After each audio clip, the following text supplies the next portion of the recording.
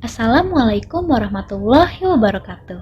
Hello everyone, I'm Jihan Amira Fadila from Mathematics Education.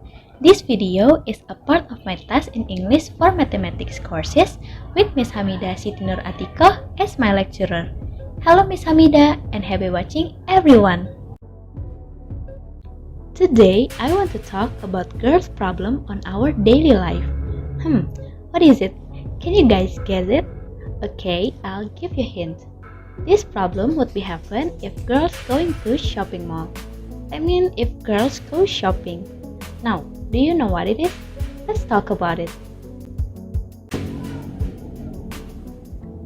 Oh, by the way, my friend Dila will accompany me to tell you about this girl's problem. To show you how this girl's problem happened, Dila specially go to the fashion store. Well, now Dila will enter this fashion store. Oh look! Inside of this fashion store, there are so many clothes, dresses, bags, and even shoes. In this situation, of course, most of girls will be confused about which item should I buy, right? Now, Dila wants to save her money for another thing, and she decides to use 150,000 rupiah to buy some items in this fashion store. There are two items that she wants to buy, these white sneakers or this set of clothes and overall. These two items have the same price. As you can see, both of these items are 150,000 rupiah. So, Dila wants to buy these sneakers or a set of clothes and overall. Because they have the same price and Dila really likes the overall but also likes the white sneakers, Dila confused. Which item should she buy? Is it this white sneakers or a set of clothes and overall? Because if Dila buys the sneakers, then Dila can't buy an overall. Oh wait, Dila remembers something. Oh my god, if she buys a set of clothes and overall, she will have the same outfit with her idol, Jungkook BTS. Look how happy she is right now.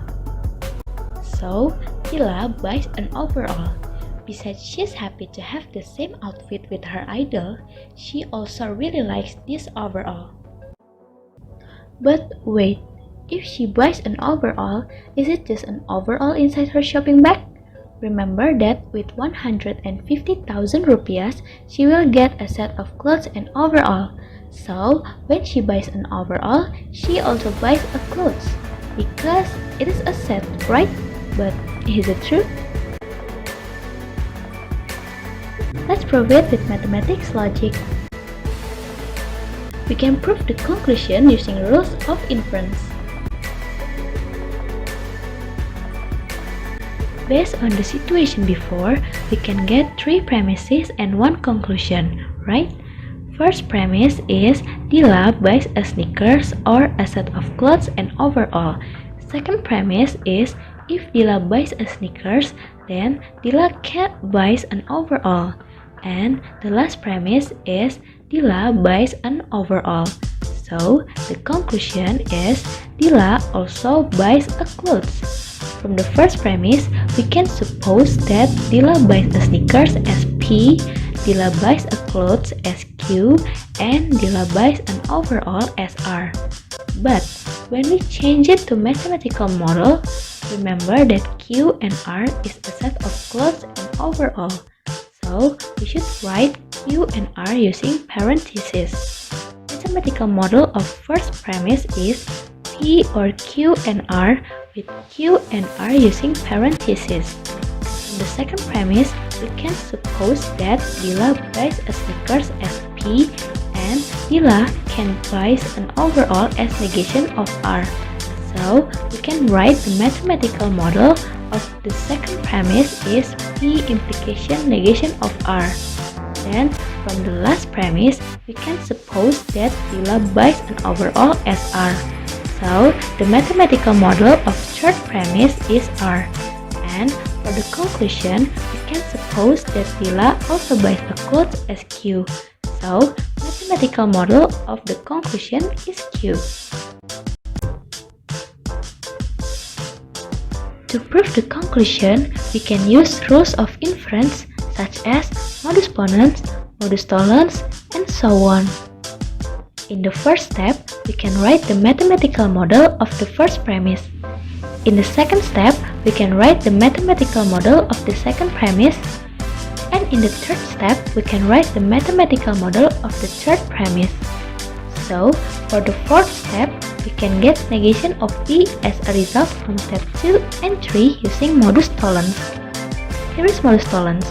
If we have P implication Q as the first premise and negation of Q as the second premise, then we can get negation of P as the conclusion. It's similar with step 2 and 3, so we can use modus tollens.